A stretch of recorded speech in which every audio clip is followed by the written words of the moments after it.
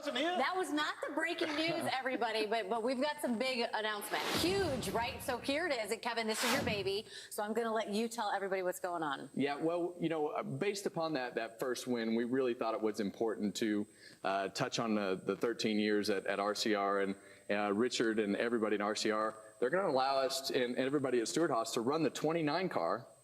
So cool. With the first paint scheme there it is. at the All Star race. Check it out. Busch Light, yeah, Busch Light has their 2001 logo on the car from that particular year.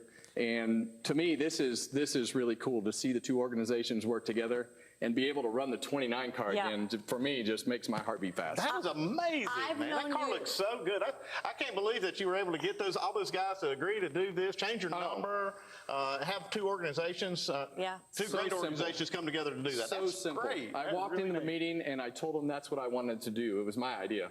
And I walked in and I said, hey, here's what I want to do. And everybody from SHR is like, well, let's make it happen, but who's going to call Richard?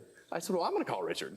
So I called Richard, and I got him on the phone, and he said, Kevin, you can do whatever you want. We're in full support. You've had a great career. You did a lot for RCR. That's so cool. And he did a lot for me. And to me, I can't wait to take that picture with Richard and the crew chiefs and all the people that I worked with from RCR North Wilkesboro that night. Yeah, I mean, Kevin, you don't know how much respect that Richard has for you and what you have done for that organization. I walk through it every day, and there's pictures all over the place, all these wins and everything that you've done there. And you're still kind of an icon in there. Well, it makes me proud. And I know that those were 13 special years, and none more special than that one right there. I've known you for a really long time, and I don't think I've seen you. I mean, when you won the championship, obviously, but you've been really excited about this. We've been talking about this off camera. This has been your baby. When you saw that car for the first time, what were those emotions like for you? Well, I saw the renderings, and we started working on this, I guess it would have been the end of November, maybe 1st of December.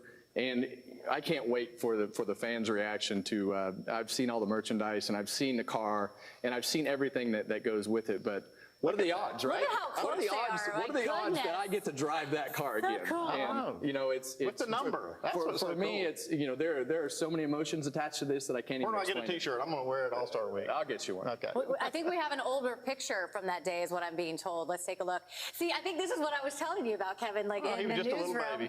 Look at, I mean, that looks like your son. That looks like Keelan right there. It does. So crazy. Yeah, Keelan and I have a lot of similarities. You're such a baby. You know, the unique part about that time, we went to the racetrack. We had white hats.